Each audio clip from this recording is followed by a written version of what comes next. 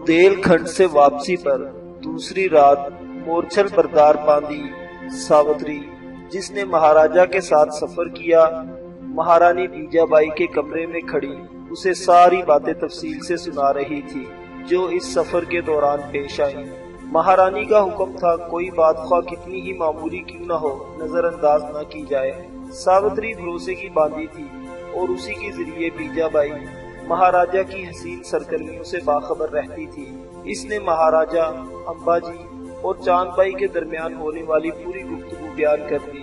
چاند کی شرط اور مہاراجا کے وچن کی بات ذرا تفصیل سے سنائی اور بتایا، میں نے مہاراج اور امبا جی کے درمیان ہونے والی خفیہ بات چیت بھی سن لی تھی، کیونکہ چاند بائی کو آرام گاہ میں پہنچا کر اور شوبھا کے سپرد کر کے پھر خیمہ خاص کی طرف لوٹ آئی اور راہداری میں زری کے پردے سے لگ کر ان کی ساری گفتگو سنتی رہتی تھی تاکہ آپ کو تمام حالات سے آگاہ کر سکوں۔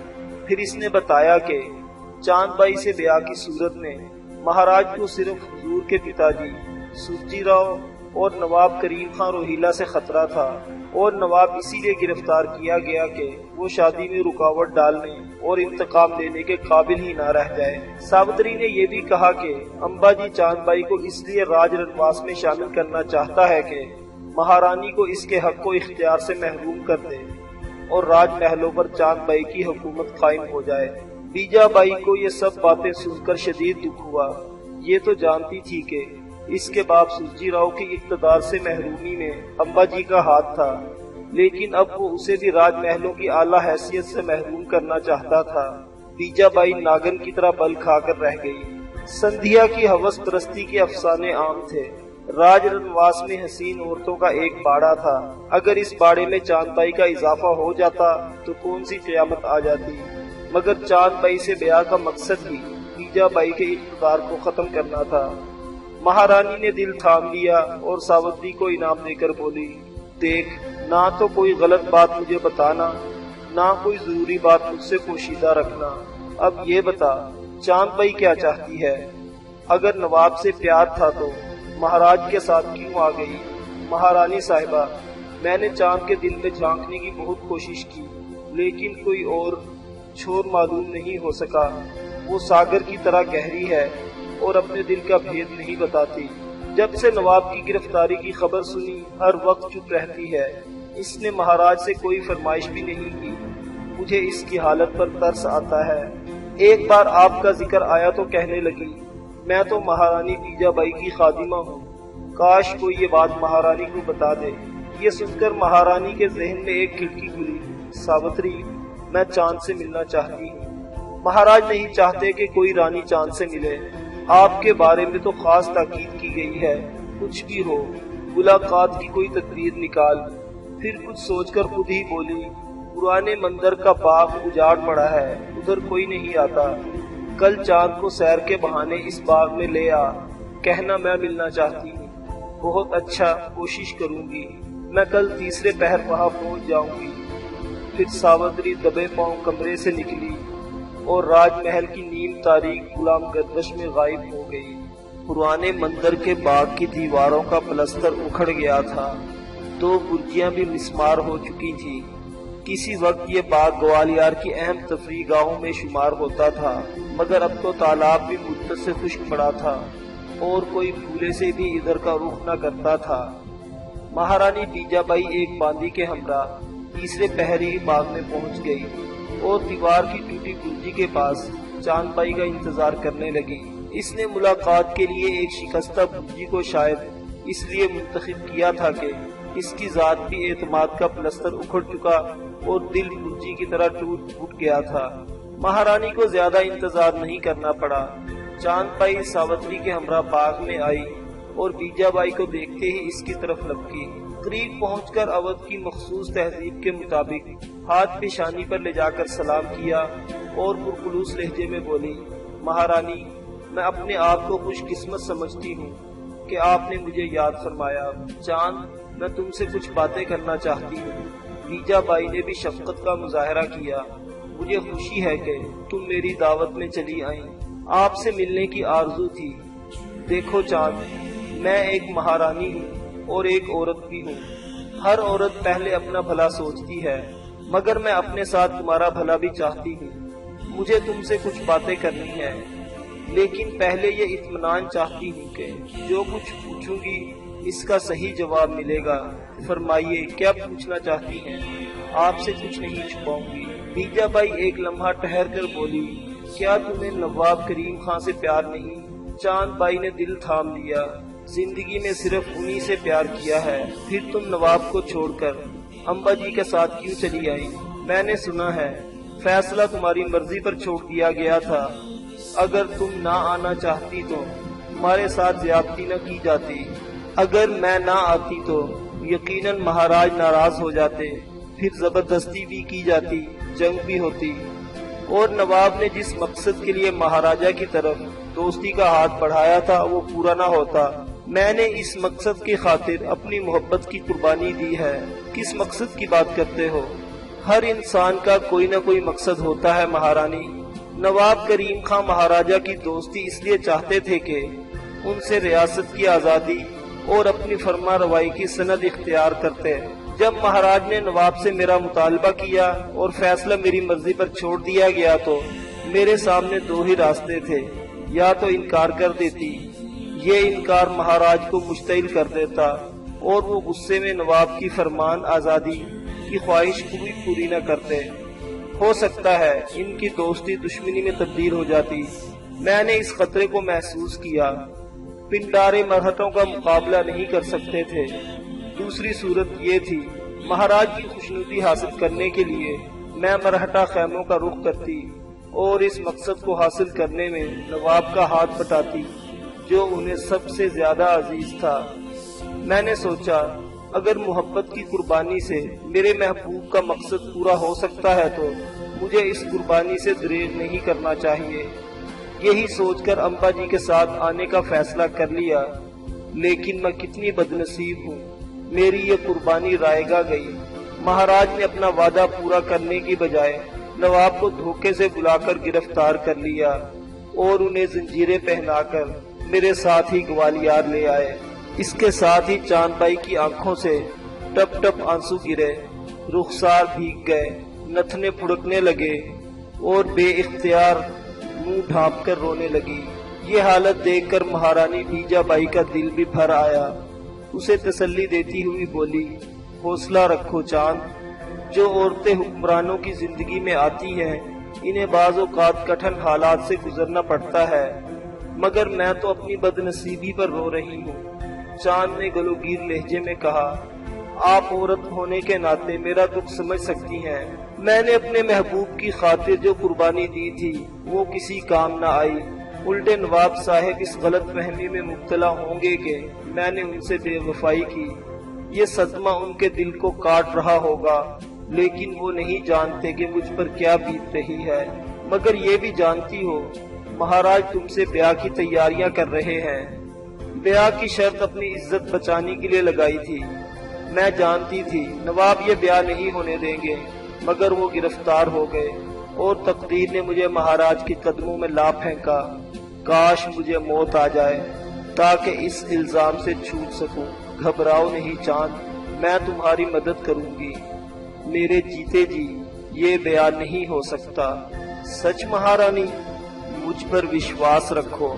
بیجا بائی نے چاند کو بے اختیار گلے سے لگا لیا، اس کے آنسو پوچھے اور کہا، میں اپنے کام نہ آ سکی تو تمہارے کام ضرور آؤں گی۔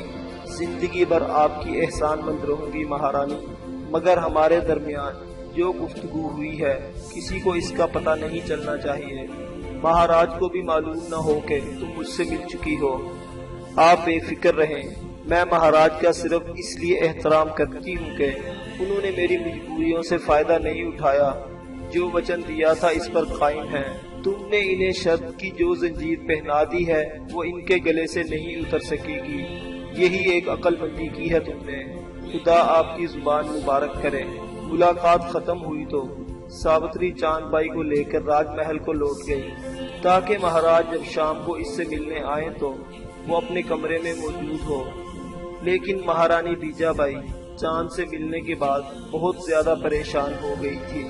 امبا جی نے گوالیار کے مہاپروہت اور راج جوشی کو مہاراج کا سندیش پہنچا دیا اور دونوں کو سوموار کے دن بیاہ کی مہورت نکلوانے کے لیے راج محل میں طلب کر لیا تھا۔ مہاپروہت کو صرف لگن منڈل میں بیٹھنا اور دستور کے مطابق بیاہ کے اشلوب پڑھنے تھے۔ اصل کام راج جوشی کا تھا، جسے چاند بائی اور مہاراج کے ستارے دیکھ کر بیاہ کے لیے کوئی شبھ گھڑی نکالنی تھی۔ مگر لگن دھرنے کے لیے جوشی کے ساتھ مہاپروہت کو اس لیے بلایا گیا تھا کہ وہ بھی اپنے وچار کا اظہار کر سکے۔ مہارانی بیجا بائی نے ان دونوں میں سے راج جوشی کا انتخاب کیا اور اتوار کو جب شام کا جھٹپٹا لگ رہا تھا، ایک سادہ اوڑھنی میں چھپی اپنی باندی کے ہمراہ راج جوشی کے آنگن میں داخل ہوئی۔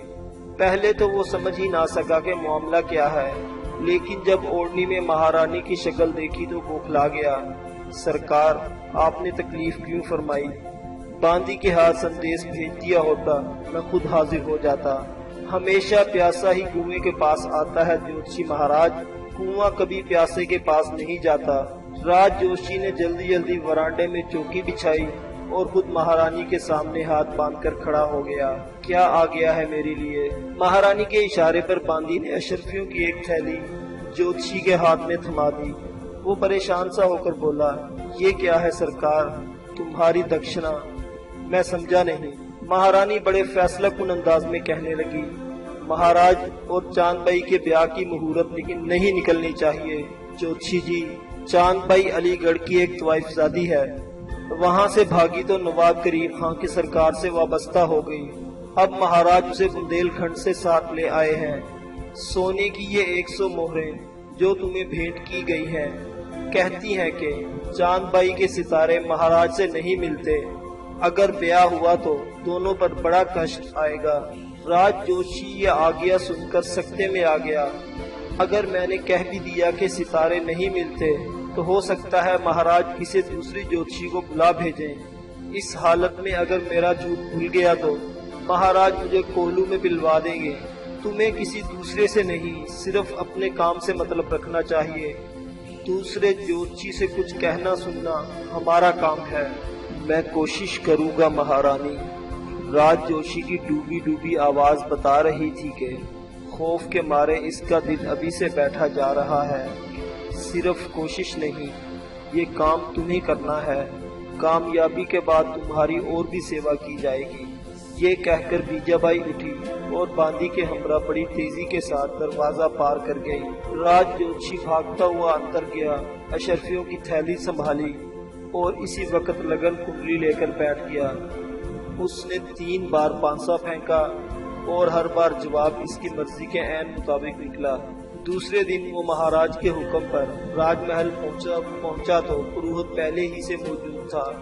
مہاراجہ سندھیا نے اپنا مطلب بیان کیا اور جوشی سے کہا وہ بیاہ کی تاریخ نکالے۔ راج جوشی نے کنڈلی پھینکی، مہاراج کی جنم پتری دیکھی، کچھ لکیریں کھینچی، کچھ حساب لگایا اور ہاتھ باندھ کر کھڑا ہو گیا۔ क्षमा चाहता हूँ महाराज, क्या बात है? चांद बाई के साथ महाराज के सितारे नहीं मिलते, क्या बकते हो? महाराजा संधिया गुस्से में गरजा, अगर सितारे नहीं मिलते तो चांद बाई नवाब को छोड़कर हमारे पास कैसे आ गई? सच अर्ज करता हूँ महाराज, हुजूर का शुभ नाम संधिया दिन और रात के मिलने का समय का नाम है, और ये नाम बताता है कि चांद नाम की कोई औरत महाराज के जीवन में आ ही नहीं सकती, क्योंकि जब धरती और आकाश मिलते हैं तो शाम हो जाती है और दुनिया पर अंधेरा छाने लगता है। राज ज्योतिषी पूरी तरह मुतमईन था, क्योंकि इसके हिसाब के मुताबिक नजूम और ज्योतिष इसके बयान की तायीद कर रहे थे। संध्या परेशान सा होकर बोला, पहली रात का चांद तो इसी समय दिखाई देता है जब दिन और रात आपस में मिल रहे हों, फिर चांद बाई हमारे जीवन में क्यों नहीं आ सकती? ये मैं नहीं महाराज की जन्म पुत्री कह रही है। अन्नदाता किसी भी ज्योतिषी को बुलाकर, ये मैं नहीं महाराज की जन्म पुत्री कह रही है। अन्नदाता किसी भी ज्योतिषी को बुलाकर पूछ लें, वो यही कहेगा जो मैं कह रहा हूँ। मगर चांद बाई से हमारा मिलाप जरूरी है। संध्या महापुरोहित से मुखातिब हुआ, पंडित जी आप ही कोई शुभ घड़ी देखकर लगन की तारीख तय कर दे। ہم یہ بیان ضرور کریں گے۔ جب چاند بائی کے ستارے ہی مہاراج سے نہیں ملتے تو لگن کی تاریخ کس طرح طے ہو سکتی ہے؟ راج جوشی نے ٹھیک کہا ہے کہ آپ کا نام سندھیا ہے اور سندھیا کا چاند سے ملاپ نہیں ہو سکتا۔ مہا پروہت کا جواب سن کر مہاراجا سندھیا کا چہرہ یوں تاریک ہو گیا جیسے دن اور رات کے ملنے کے سمے سیاہی چھا جاتی ہے اور گھروں کے آنگنوں سے اٹھنے والا دھواں اس سیاہی میں کچھ اور سیاہی بھی کھول دیتا ہے۔ راج جوشی نے اس کے دل کو مایوسیوں کو بھانپ لیا اور کہا، اگر اس سمے مہاراج نے لگن کے بارے میں سوچا تو بڑا کشٹ آئے گا، لیکن ستاروں کی چال بدلتی رہتی ہے، ہو سکتا ہے کچھ دیر انتظار کرنے کے بعد ملاپ کا کوئی راستہ نکل آئے۔ سندھیا کے چہرے پر امید کی چمک نمودار ہوئی۔ یہ انتظار کتنی دیر کا ہوگا؟ چند دن یا چند مہینوں کا؟ چند سالوں کا بھی ہو سکتا ہے مہاراج۔ آکاش کی دنیا میں دن اور مہینے تو پلک جھپکنے میں گزر جاتے ہیں۔ سندھیا کے دل پر پھر چھریاں سی چل گئیں۔ ایک سلطنت کا مہاراج ہونے کے ناطے مہا پروہت اور راج جوشی کو بھی ناراض نہیں کر سکتا تھا۔